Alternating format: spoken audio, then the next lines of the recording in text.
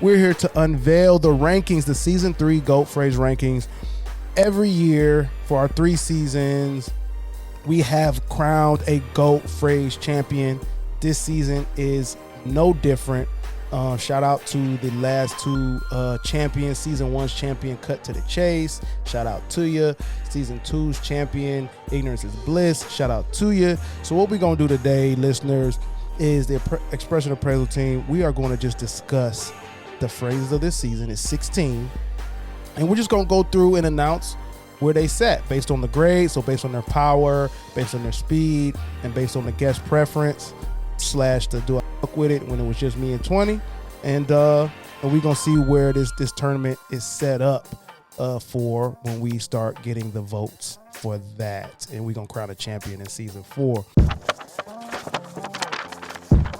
You know, we have a lot of expressions in the English language. I don't even know what I'm saying. What are we talking about? Where'd that come from? Most all of us use them every day. I don't even know what that means. No one knows what it means. You know, we just say them as if they really made sense. I mean, how silly is that? Do you understand the words that are coming out of my mouth? What the f*** is he talking about? Yo, what's good? You know what it is. You know who it is. It's me, Mario, and welcome to the Appraise the Phrase Show, Origins of Everyday Expressions, where typically we're here to do 3 things: unveil the origin, confirm the meaning, and assess the value of common everyday phrases. But it is season 3's finale episode. We got everybody in the building.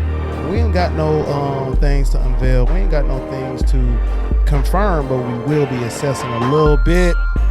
Let me turn the music down. I got my man straight out the bed, straight out the sheets. My man 20 in the building. What's good, 20? Good morning. How you feeling, bro? Yeah, use that Christian Bale Batman. I need some water. That turned into Black Panther. I'll take it though. Hey, let's get into it, and then we ain't gotta wait too much longer. We got the whole Expression Appraisal Team in the building, as we always do for finales and intros and all that stuff. We got one of my faves. That ain't why they call it that, but that is why they call it that. Fave, Tiff is in the building. What's good, Tiff?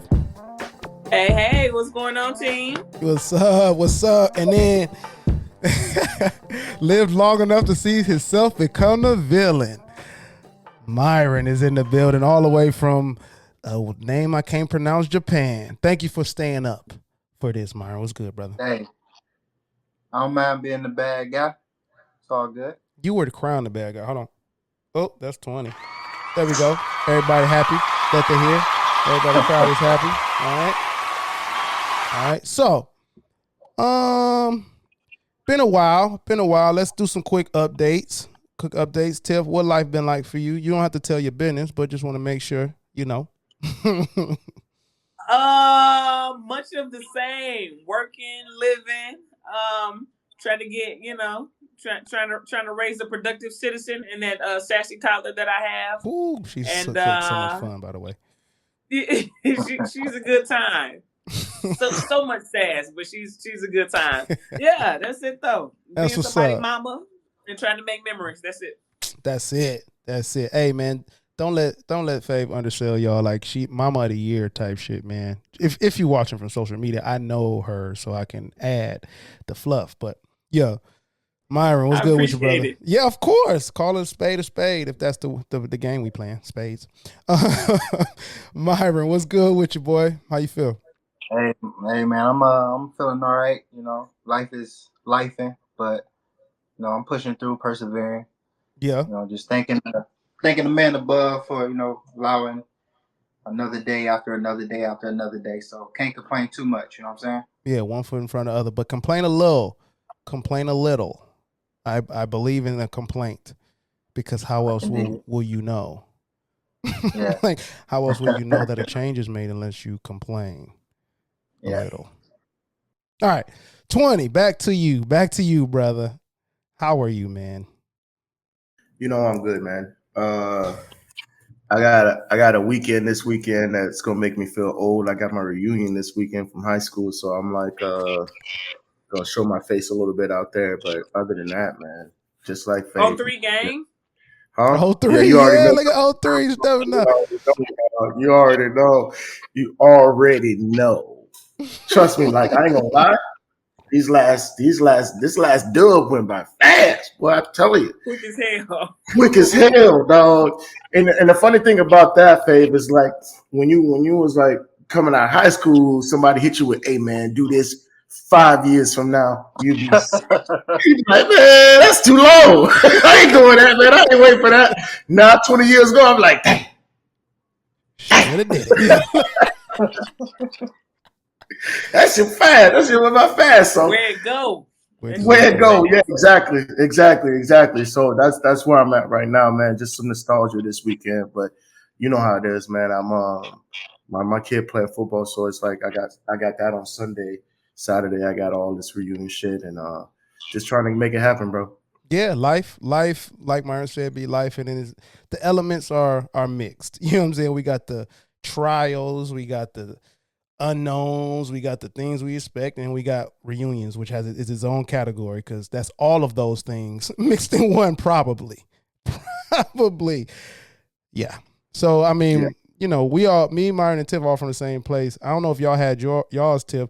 I don't think 04 is ever going to have one. Did y'all have one? Dog. 03 didn't have one. There was only a handful of us that graduated, and we. I'm telling you, it was 20 something. Nobody really. People don't realize. Like, hey, what you see, the three of us are. God bless the crib, and I love it, and I try. But like you know what I'm saying, we don't promote the fact that, but you know, we are few. We are few in what we were doing at the time. You know what I'm saying? Sure. So all right, let's get into it. So what we're here to do today, we're here to unveil the rankings, the season 3 GOAT phrase rankings. Every year for our 3 seasons, we have crowned a GOAT phrase champion. This season is no different. Shout out to the last 2 champions. Season 1's champion, Cut to the Chase. Shout out to you. Season 2's champion, Ignorance is Bliss. Shout out to you. So what we're going to do today, listeners, is the Expression Appraisal Team. We are going to just discuss the phrases of this season. It's 16. And we're just going to go through and announce where they sat based on the grade. So based on their power, based on their speed, and based on the guest preference / the do I fuck with it when it was just me and 20. And we're going to see where this tournament is set up for when we start getting the votes for that. And we're going to crown a champion in season 4. So let's get into it. Starting with episode 2, the first phrase of this season was "a bird in the hand is worth 2 in the bush." So let's just go around, get folks' thoughts on that phrase, and then just give me where you think out of 16, where you think that ranked. So to set us off right, I'm going to pass it to you.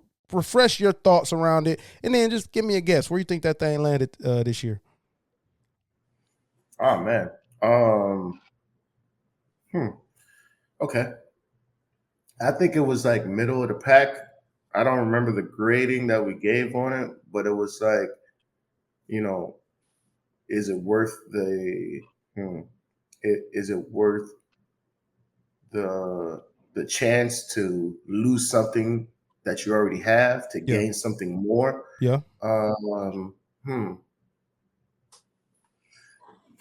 honestly I don't know if it has changed in my book now. Yeah.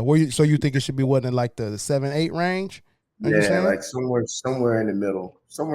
Because obviously, if you're successful, then obviously it's going to be good. But the chances of you being successful is kind of slim. So stacked against us all. Well, I mean, when we did get into it, it was like something definite. Was it a definite? Oh, I'll get into it. That's why I'm asking y'all first. Yeah. I'd rather you get in. I'd rather you kind of like rephrase like the actual definition, because it's like a situation where like if I'm going off of what I remember, I don't think I mess with it unless it gave a definite like, yeah, you're gonna get this if you risk it. Got you. All right, we'll go to Fave. Just your thoughts before I reveal anything. Just your thoughts on where you think it should land, just off the strength of its connection to you. Say the entire phrase one more time. Wait, let me let me read it again. It's a bird in the hand is worth two in the bush, and that was with Phil Lewis, editor of HuffPost. Oh, nice. Okay, so I think it's gonna rank low. To be very honest with you, one, because I can't remember it because it's not memorable. I feel like it's one of those things where people try to say it and mess it up, but you know what they say. A bird in the bushes is worth two in the sky. I feel like it's one of those types of things. So I think it's going to be kind of low on the ranking. There we go. Myron, where you at with it? I'm a piggyback off of what Tiff said a little bit. It is a tongue twister, so I do think it hurts the strength of it. However, taking what I think it means, it sounds like it's a risk versus reward type of proverb. So I think it is a strong phrase when you think about it like that. I have a guaranteed $20 in my hand, but I kind of got to let go of this $20 to possibly get 40, but that 40 is not guaranteed. You know what I'm saying? So I think it's strong in that sense, but it is a tongue twister. It's hard to remember, hard to say. So okay, it's probably in the mid-level range. Mid-level range. All right. Well, it actually fell. Let's see. Where is that? It actually fell at number 12. So it's going to be this year. It's ranked number 12. Again, it was brought by Phil Lewis. He brought the phrase because it actually connected with him in his journalistic journey, his journey to being a journalist. And so the actual Merriam-Webster's definition is, it is better to hold on to something one has than to risk losing it by trying to get something better. Dictionary.com says the things we already have are more valuable than things we only hope to get. It is a risk versus reward, risk aversion. It got a B in power, C plus in speed because of the tongue twister, and then Phil gave it a B. So that gave it a grade of a B minus. So it ended up 12, not the bottom. I mean, not the worst, but at the bottom half. And the funniest thing about this, the origin of this one, is that it comes from like the medieval times of falconry and how it's actually like not risking your falcon for other game because the falcon is actually was more valuable in that time. Like falconers and falconry folk were like, they were the hunters. So like if you had one of them on your team, if you had a falcon that was trained, you was better off. And then it just had other proverbs. But there's actually a bird in hand, Pennsylvania, if you want to go fuck with it. Yeah, bird in hand, Pennsylvania. Great place, they say. All right, we got number 12 on the books. Now we got episode 3. This had my guy, Brendan LaRosa, also known as Sweet Feet. He's a sports performance coach. And then we had one of ATP's in the family, D. Lee. He's also a podcast host and producer. And the phrase was, how you do one thing is how you do everything. So reversing the order, Myron, how you do one thing, how you do everything, how you feeling about it, where you think it's going to land? It's a good phrase to say because I think a lot of people believe that, but my personal opinion on it, I don't necessarily believe how you do one thing is how you do everything, because passion is subjective. Mm-hmm. I can be passionate about one aspect of my life, and then I have this other aspect of my life that I'm obligated to do, but I'm not as passionate about it. So of course I'm gonna go harder for my passion versus that thing I just have to do. Yeah. So I think that's also a mid-level ranking. Mid-level. Okay. All right. Fave, where you at with it? I'm going to kind of agree with Myron. I don't necessarily believe it's true. I could do one thing terribly because I just don't want to be doing it and do the other things really well. But I think I give it a mid-level ranking. I believe it's probably somewhere in the middle, probably closer to the bottom, but I think it's in the middle. Got you. 20, where you at? No, same here, man. Same here. Like it can't. I feel like it's one of those things that evolved during time. You know, back then it was easier to group everything that you do together, but nowadays with so much diversity, so many opportunities, I think it lost fizz. So, got you. Well, let's get in its actuality. So, it actually has no Merriam-Webster's or dictionary.com definition. We found out in the episode how new and low-key fraudulent this phrase actually is. It's not a proverb from old times. Actually, it's a salesman's phrase. And one of the salespeople actually said it was a Buddhist proverb. And then when you look for the Buddhist that said it, or it just in Zen Buddhism, it does not hold weight.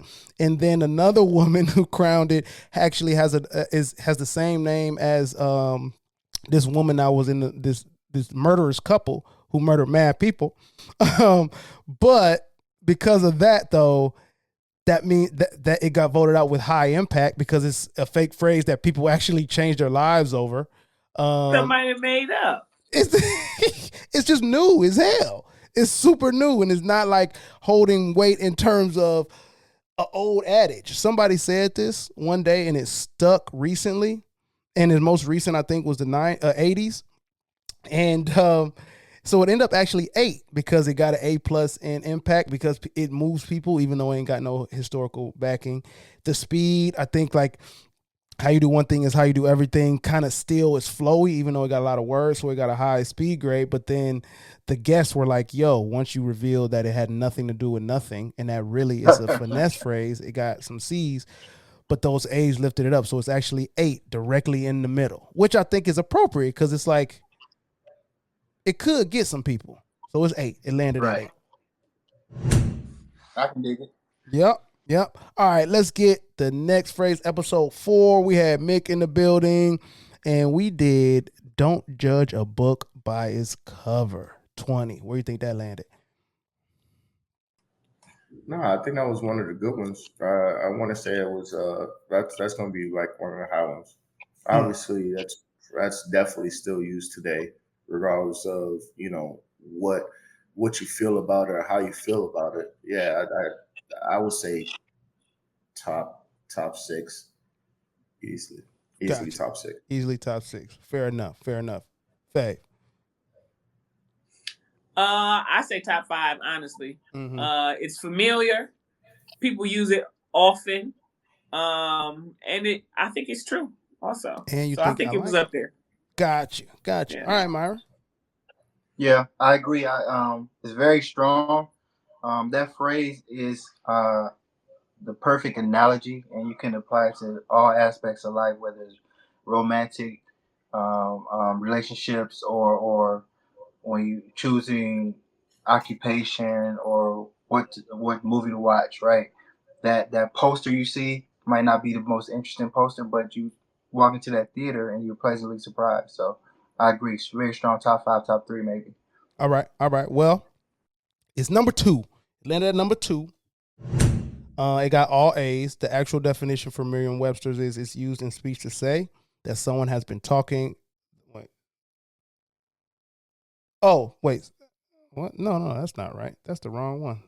Let me go to the real definition. I copied that wrong. The real definition is you shouldn't judge someone or something based only on what you see on the outside or only on what you get or perceive without knowing the full situation. And then dictionary.com says don't judge the value of a thing simply by its appearance. Now, I want to say that it was revealed by this story. The story that said it had like a double entendre of the story being don't judge a book by its cover, but also the exact like saying was there. But don't judge a book by its cover is actually not like the appearance of the book, like how the book, like the cover design looks. It's actually talking about the binding. So in the story, he was saying like, why did you buy this book for your daughter? Somebody asked this dude, why'd you buy this book for your daughter? And he said, well, it had the same binding quality as the other book, so I thought I just got my daughter a good book. But it was like an inappropriate book. Yeah. So like it didn't hit. So it's not actually like just how it looks, but it's like how it's composed and the quality of the thing. You know what I'm saying? So, but it still ended up a thing. I'll give a personal take. I brought what this is for me is don't judge a book by its cover ? Because I think you a little bit should. I think you a little bit should judge the book by because it's part of the book. Yeah, it's part of the book, and somebody like that took effort. If the binding, somebody was like, I want this to be bound mad good. So judge it off that. Like, have an opinion on how it's presented. So I think that, you know what I'm saying? But number 2. Yeah, I was about to say, I agree with that. I agree. Don't let the judgment of the cover be the whole judgment of the book. I think that's what you was going with that. I agree with you on that. Exactly. It leans itself to like, is it one of those phrases that I'm like, oh, is it now used in a way that hurts people more than helps people?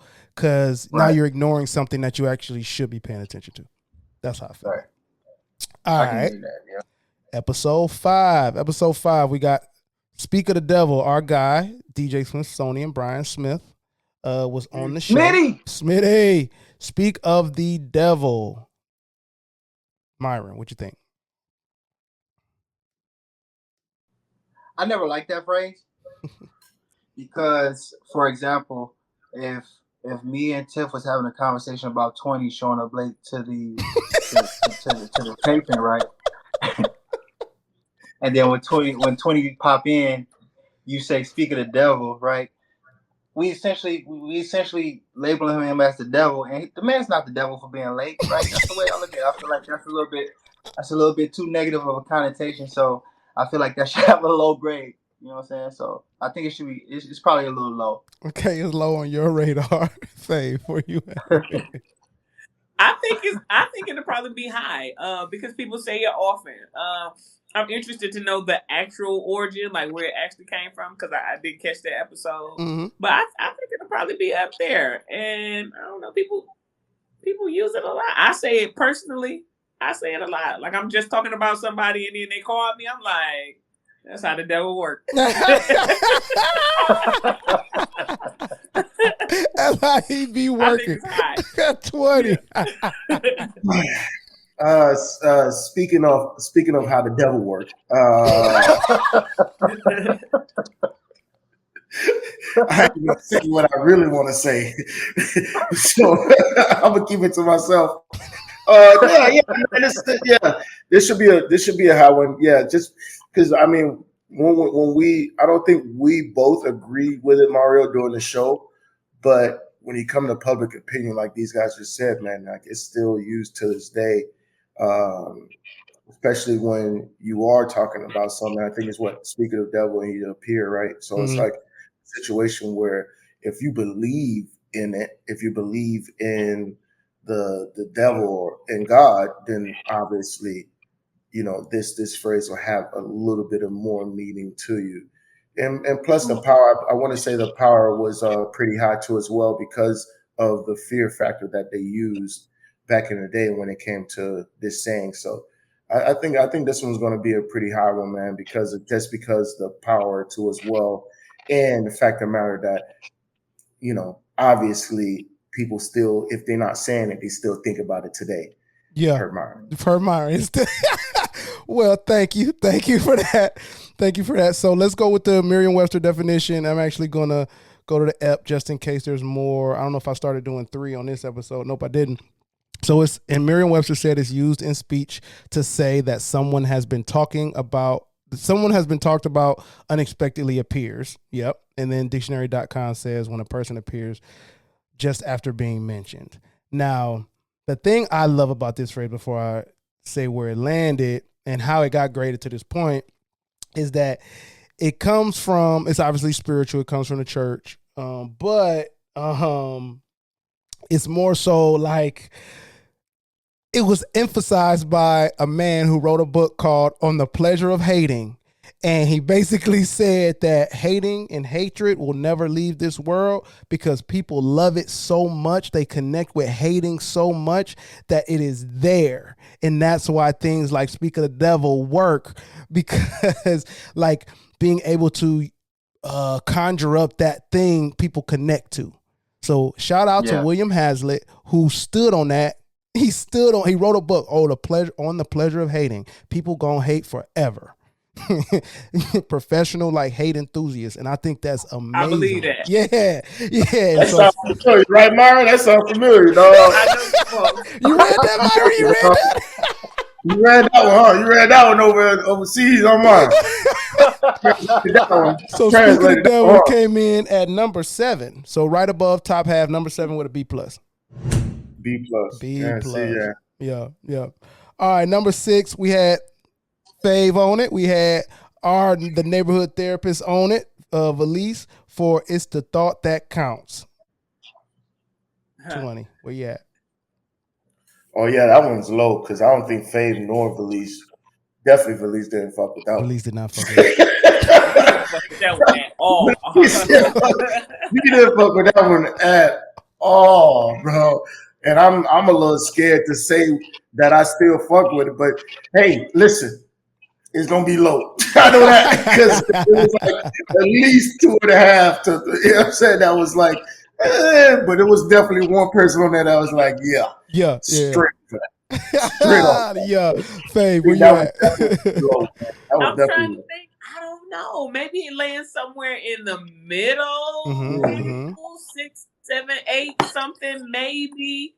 Because it's a popular phrase, but people are like, it's not the thought that counts. You wouldn't think of me when you do silly shit like this, you know. But I mentioned I was it's the thought that count ass bitch. It's just me. I'll be like, oh, that's nice. You know, I'm probably not gonna use it. It's like your politeness is now has to be activated. Like, I gotta be polite because it's the thought that counts. Yeah. Put that back on me. Thank you for thinking of me and put that shit in the closet and don't use it. Go, cobweb. Spiders got it. Spiders having fun with it. Middle. Okay. All right, Myron, where you at, boy? Yeah. It's probably. What type of nigga is you anyway? It's probably ranked high because of the popularity of it. But like Tiff and 20 said, it's a bullshit phrase. I feel like it's a phrase for people that lack accountability, right? I tell you what I want, but you give me the complete opposite of what I asked for. Well, at least I was thinking about you. It's the thought that counts. No, fuck that. That's not what I asked for. You took the easy way out. So it lost its value. It might be graded high, but I think it should be down at the bottom. Should be down at the bottom. Got you. Okay, well, that was the resounding idea. Macmillan Webster's, not Merriam, said that the thought that counts was used for saying that caring about someone is more important than spending a lot of money on them. So it really went straight to the actual cost of things, not even the missing the mark, but like cheap things. Dictionary.com said it's used to indicate that the kindness behind an act that matters, however imperfect or insignificant the act may be. So that Dictionary.com, which over this season came to me to be like favorite until we brought in Cambridge, but like Dictionary.com usually hits the mark a little bit for me better than the others. It speaks to imperfect gifts and insignificant gifts, which is wild to even say. How you gonna make your gift imperfect? Like, no, there's one reason for you getting this, I thought. To make me happy. But that came in at number 6. Wait, is it 6 or 5, Mario? Can you read? It's 5. Came in at 5. So here's the reason why. If y'all remember, even though nobody rocked with it, it has power. That's what I was saying. And honoring that, it came in, it landed. So it's actually number 6. Let's go to episode 7 with Myron was on that one. Knock on wood, y'all. Knock on wood. Myron, let's send it back to you. Do you remember how you felt about it? I do not remember how I felt about it, but I'm pretty sure I felt like it because I think I brought that phrase to you, right? That was a phrase I brought. It's a popular phrase. We all say it. I don't know anybody that's unfamiliar with the phrase, so I think we graded it pretty high based off of the popularity. But I do remember once you gave us the definition, it was a little bit dark. There was a dark definition behind it, so that probably brought the power to grade down a little bit. So I still think it might be top 10, so it might land at number 9, maybe. Got you. Okay. Faith, what's your thoughts? I think it's pretty high. Top 6, I believe. It's a good phrase. It's popular. But I am also interested to know what the original origin is, because people do it for like luck, right? It's supposed to be lucky to knock on wood. So I don't know. I think it's up there because I think that's how people see it. So I think it's kind of high. Got you. 20. No. I think it is kind of high. kind of give a little background, it was like when you have like an evil spirit or whatever in the woods, like when you're walking through villages and stuff like that, you got to cut through the woods. So people in the Celtic days, they would knock on the trees just to ward off the evil spirit. So for a safe journey. So it's like I think it is one of the high ones, man. It's undeniable, really. It really is, regardless of what even if it has died down a little bit more, it is undeniably powerful because like I think it was a situation where one parent was even getting mad at the kid because they wasn't like knocking on wood. Yeah, so Mario had a field day with that one. Yeah, they made it into a game. So like that shows you how much people actually believed in it until society knocked down all the woods and made roads and cities. They really took away the power of it for real, like a level of power of it, because there's not that much wood to knock on, to be honest. Exactly. So yeah, I think it's one of those ones that like we said, because of the speed and the power, it should be up there. Got it. Okay, well, just to give a rundown of the Cambridge said it's said in order to avoid bad luck, either when you mention good luck that you have had in the past or when you mention a hope for luck in the future. Dictionary.com said that after a confident or positive statement to express a hope for one's good luck to continue. So really just trying to maintain luck or trying to gain some or not trying to lose the good luck that you already have. In the game, the name of the game you're looking for, 20, that threw us all off a bit. No, it's just the name just can't. The name of this game that the villagers had the kids play so that they could also make sure they was doing their little good luck measures was Tiggy Touchwood. Tiggy Touchwood. Tiggy Touchwood. She thought you said something else. Exactly. So it's like, all I know is that like it could only work in the Celtic days because in the black household, nobody playing Tiggy Touch. Y'all better not be playing Tiggy Touchwood in there. I know that. Hey, don't be in that toilet. Exactly. It actually came in at number 4, y'all. So y'all were right. Top five. Yeah. All right. Episode 8. We had Shy, who will be performing at our live event November 3rd in San Francisco. We did Sticks and Stones, and then like Sticks and Stones will break my bones and words will never hurt me. Sticks and Stones. Myron, what's your thoughts on Sticks and Stones? Where do you think that landed? Sticks and Stones.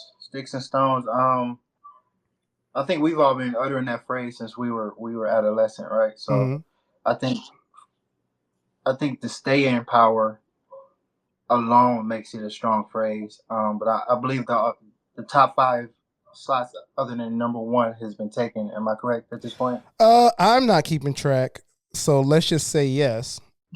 I got a paper for it. I don't think it's number 1. I do think it should be in the top 5, but I don't think it's number 1. So it's probably going to fall between 7 and 9, probably 7 or 9. Got it. Okay, heard you. Okay, Rain Man. What's up, man? You only have a certain amount of fucking slots. Oh, no. Myron over here like counting cars, bro. Rain Man, dog. Hey, Tip, Fave, what you got? How'd you let this Negro go and get away with that, bro? It's not top 5, so maybe it's gonna be 7 through 16. Exactly. Yeah, of course it's gonna be. Of course. Yeah. No, he mathed it. Logistical king. Fave, where you at, man? It got to be up there. Simply for the staying power alone. And I don't know, words hurt sometimes, so I don't know how true it is. So 7. Exactly. You gotta dance that one off. That one hurt. That one hurt. 7-ish, 6-ish. I think somewhere around there. Got you. 20. Oh no, this one was definitely one of those ones, Mari, that I think we have fun with because it is a situation where, if you want to lie to yourself and tell yourself that words don't hurt, physically they don't. Whatever helps you sleep at night. Whatever helps you, exactly, babe. So Yeah, this one was. This was. I think this was a good one. Obviously, the power is great. I think anywhere before 16, I think it should land. Not the last one. Not the last one. But anywhere before the last one, I think it'll land. All right. So the definition officially is: it's said in order to show that people cannot be hurt by unpleasant things that are said to them. The English Club Dictionary, dictionary.com, did not have a definition, said that a response to an insult implying that you might be hurt by physical force, but not by insults. Now, the origin actually comes from the church during civil rights. It came from the oldest civil rights church there was. I forgot, not the AME. Man, let me go look. Let me not do that to us. I think it was. Was the AME? Mm-hmm. Is it African Methodist or Kojic? Yeah, it was the AME from the Christian Recorders. Yeah. Now that came about because originally back in the past, before that, it was Sticks and Stones, but the names you call won't hurt me type of thing. So they switched it over time to words, which made Shy Speaks grade that thing a D. So it's actually came in, like, even though it got the power and got all that, it actually came in at number 14 out of 16 because Shy gave it a D. Because she's not rocking with it, and it's like she thinks it's throwing off folks' mental health, especially in the Black community. 14. Wow. Yeah. Let's jump to let's see. Let's see. Oh yeah, episode 9.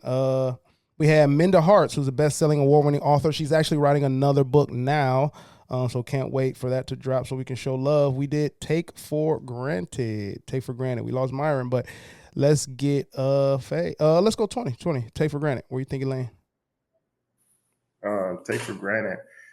That one's probably around 10 area, around the 10 area, because I feel like what killed us was like when we broke down the definition, and then it kind of meant like you're taking everything for granted. Like whatever you see purposes and you take it for granted. So it's like, I think that one kind of gave us that shell shock when we broke it down and discussed it. But obviously, power, speed is going to help it out. And I kind of think that for the surprise of it, we were messing with it when it came to the definition. So I'm gonna say it had a little bit more impact than 14. Okay. So Myron, we're doing Take for Granted. We'll go Fave. I think it's 10 through 12 range. I think it's a good phrase. I think it has staying power. It's been around for a long time. I put it in the 10 through 12 range. Got you, Myron. Take for Granted. I'm agree. 10 to 12 range. It has an old timey feel to it. It's not something that like the young generation use. You more so hear that from your parents or your grandparents, right? So I think because of that, it doesn't really resonate the way it should with a good majority of the population. So yeah, 10 to 12. All right. Well, let's get into the definitions. So first, this one when we start to bring this one had multiples. So it actually was broken down. Merriam-Webster's to take something for granted was to assume something to be true, real, unquestionable, or unexpected, or to value something too lightly, to fail to properly notice or appreciate someone or something that should be valued. Dictionary.com had 2 as well, and one was to assume something is true without questioning it, and fail to properly appreciate someone or something, especially as a result of over familiarity. This came in at number 1, y'all. Here's why. It got an A plus A and an A because it started off with only taking first it started off as, like dictionary.com said, taking things as for sure. So to take for granted just meant that taking things as for sure without evidence. Right. So like that is something we all were guilty of. So that's the thing that hit us. 20 is like, oh, shoot. And then it moved to items. Right. And then it moved to taking items for granted. Taking people for granted is a relatively new phenomenon. Somebody included people into that thing. So we're like, damn, okay, if we want to take the essence of taking for granted, it's more so things than people. But we have made ourselves the center of being taken for granted, which ironically makes us take other things for granted because we start with people and work our way out when it should be out working our way in. So it ended up like touching us in such a way that we left that episode like we're going to start not taking anything for granted at all, and we rose it to the top. So it's actually number 1.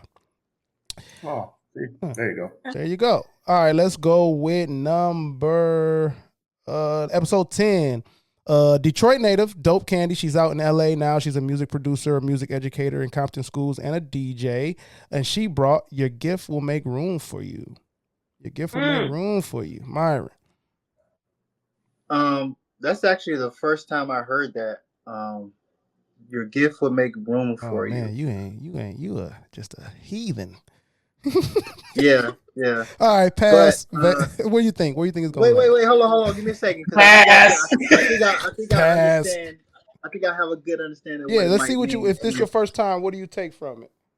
And it's really powerful because I'm taking it from a religious standpoint, right? And if you're a religious person, you probably believe that God blessed everybody with specific individual gifts, right? So you might not receive the blessing or get the things you want in life. However, those gifts that God has given you specifically will make room for you to receive the blessings that you might need to receive later on down the road. So, yeah, I like that a lot. It should be ranked high, but we'll see. We will see. Don't worry, Myron. That episode airs next week, so don't worry. Yeah, exactly. Like if you really want to know. Okay, I felt bad for a second. I was like, no. That was sarcasm. I just said it was episode 10. I hate you, dog. It didn't reach the Pacific. It didn't reach. It didn't get Fave, where you at? That's a good one. That's from the book, the Bible. Good book, right? Yeah. So the PCs. Exactly. That's a good one. I think spots 1 through 5 are taken, but I think it's probably not higher than where it is because niggas don't read the Bible no more. Clearly, right. No shade, but that's a good one. I like that. And I say it not often.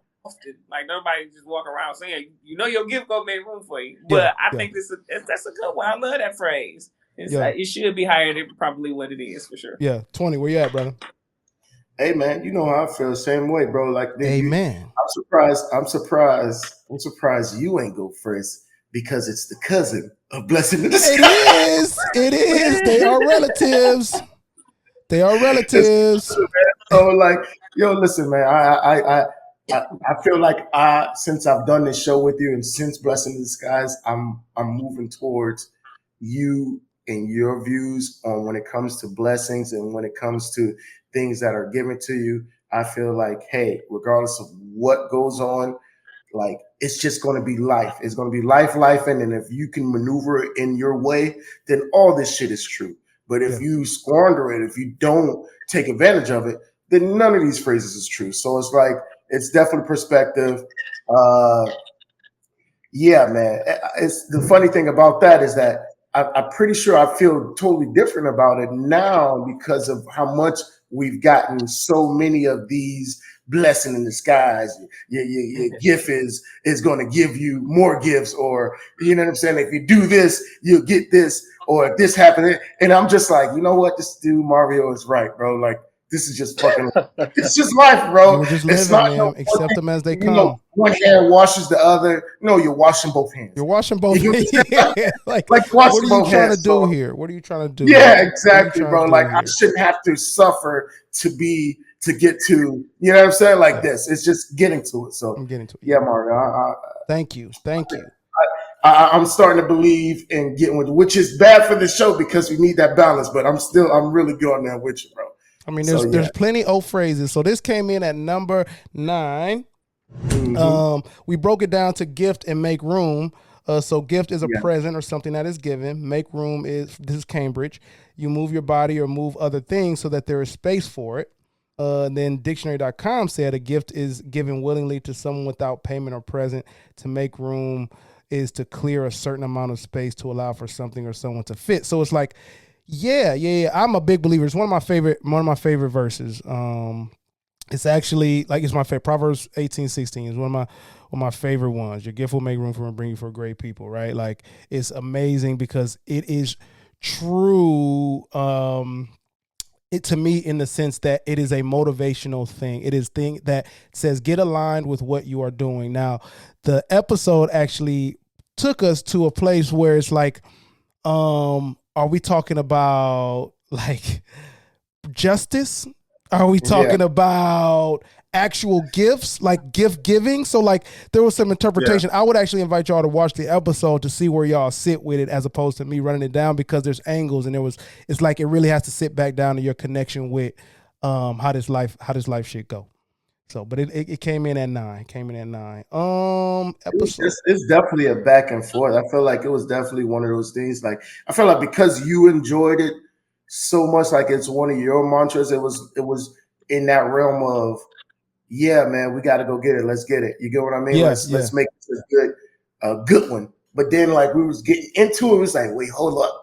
And then like all of a sudden somebody would say something like, okay, yeah, I fuck with that. And yeah, it was like, exactly. Wait. Like, hold on. I gotta think. So, you know, and the fact of the matter is that your gift will make room for you needs and bring you before blah, blah, blah. It just has the elements of how we're great in phrases. It didn't stick, but it's one of the ones I use similar to ignorance is bliss, right? With 20, it's like, yeah. And yes, but like at what cost? But yes, that's how I am with certain things. So this is one of those. I'm gonna fly us through here real quick. So forgive me, y'all. I'm just gonna have y'all quickly just say where y'all think it landed, and I'll I'll say where it ended up. So next we had episode 11 with Tokes all the way out in London. Bruvs, she's not a bruv, but the Bruvs. We had Easy Come, Easy Go. 20, where you think Easy Come, Easy Go going? Just quickly. 13, fam. 13, fam. Faith. 10-ish. 10-ish. Myron. It'll be 10-ish, but it should be stronger than 10-ish. I like that. I'm okay with that. It's actually 10 exactly. Came in at 10 with a grade of B because Tokes did not rock with it. She says that nothing in this life comes easy, and also she all about that pleasure. So I'm not about to feel bad if something that was pleasurable that came to me goes. I'm gonna just be happy that it came. Don't try to judge me. It's actually was used like religiously a little bit. It had a nice little story. It came from Canterbury Tales, actually, if y'all remember that. Let's go to episode 12. That was me and 20. Beggars can't be choosers. 20. Where do you think that came in at? I'll say 9. 9. Fave. 13. 13. Myron. Beggars absolutely can be choosers, but okay. I love this that you're breaking the rules because yes. What do you think? 9. I'm gonna go 9. It came in 9. At 6, and that's because I actually forget. It's. I gotta see. I'm so sorry. I do have to see where the hell this came from. Who will be the beggar to choose the beggar still? It's. Oh man, look at the episode. There's a reason it came in at A minus. Because beggars can be choosers. Me and 20 agreed on that, but like the origin was strong. Check out the episode because I can't even remember and I was trying to look through it quickly. But man, all right. My bad. Episode 13, me and 20 again. Silver Lining. Where do you think he dropped, 20? Where do you think Silver Lining dropped?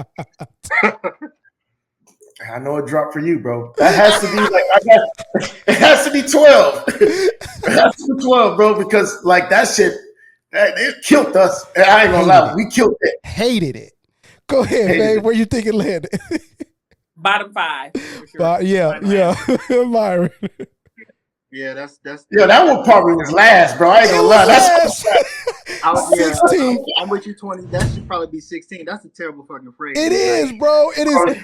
You know what? Again, please look at the episode. It basically is like you got to see the best out of the worst, and it has to do with clouds. It's not even the best cloud phrase there is. I don't get the silver imagery. Like, it just didn't go. It just didn't go. Another one of those, like, blessing in disguises for us. So it actually ended up last. All right. Episode 14. We had our man Coco from Coco Cakes, and we did It's a Piece of Cake. 20. Where do you think that landed? I don't see how that wasn't high. Like, it has to be a high one, bro. Like, it has to be a high one. Yeah. Like 4. Yeah. Faye. Should be top 6, but I feel like they took already. 3. Whoo, 20. I mean, Myron. It's been a while since niggas played dominoes. I know. Read the board. It definitely should be. It should be top 5. It's one of those. I like arrogant shit, and it's one of those arrogant phrases. So Yeah, it's actually came in. Sorry, my headphones coming out. Number 3. It comes back down to slavery, and it's one of the, I don't want to say positive aspects, but it's one of the ownership aspects of, the cakewalk and how the cakewalk was turned into like something that they could get easily. So that's how something so difficult could be made so easy. And they tried to debunk it. Like there's controversial, not conflicting theories, but the other two don't stand. So the one from slavery stands the most. Watch the episode, and Coco is a funny dude, man. Great guy. Great person. And then episode 15, we had What Goes Around Comes Around with me and 20. What y'all think? Where y'all think that landed? 20. Where you think that landed? I don't know. I don't know how many. I know we lost count. Fave, where do you think it should land? Should land. Oh man, that should be a top. That should be a top tier 2 as well, man. Yeah. I would say that should be a good one, man. What goes around comes around. We grabbed it from a pretty good spot when it came from the power. Yeah. I think it was one of those. We gotta go, brother. We gotta go. My bad. Go ahead. Fave, where you at? 14, Myron.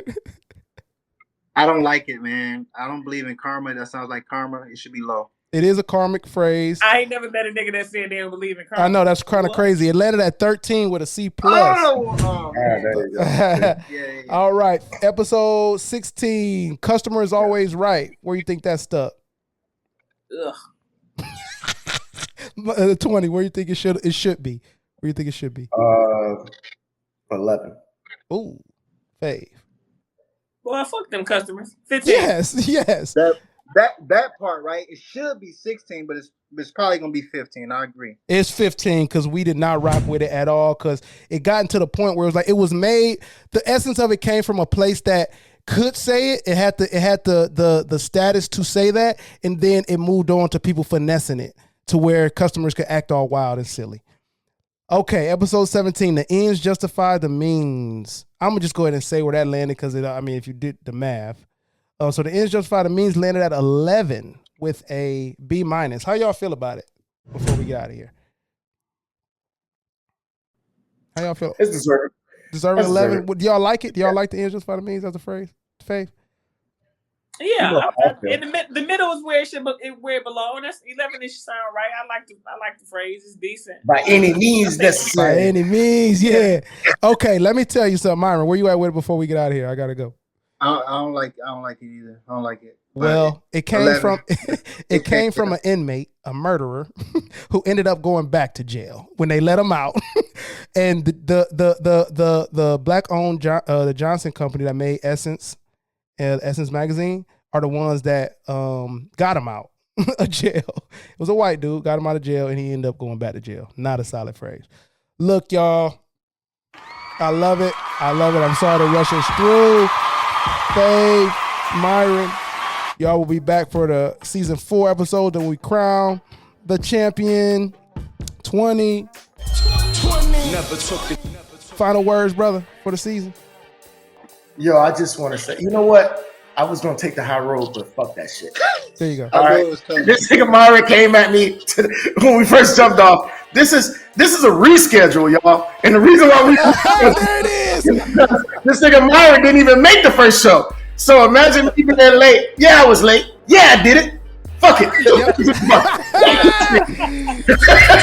Hey, you can find us at Apple Podcasts, Google Podcasts, Spotify, YouTube for the visuals. Thank you to all the listeners, viewers. We appreciate you. We got a lot coming. 11/3 is our first live event. It's on the website, appraiseappraise.com. Go get your tickets if you're in the area. We have more live events coming, more support, merch, everything. Thank you to Expression Appraisal Team. Thank you to the Underdog Podcast Network. And always remember that value is in the eye of the appraiser. We will see y'all next season. Pull up. Pull up.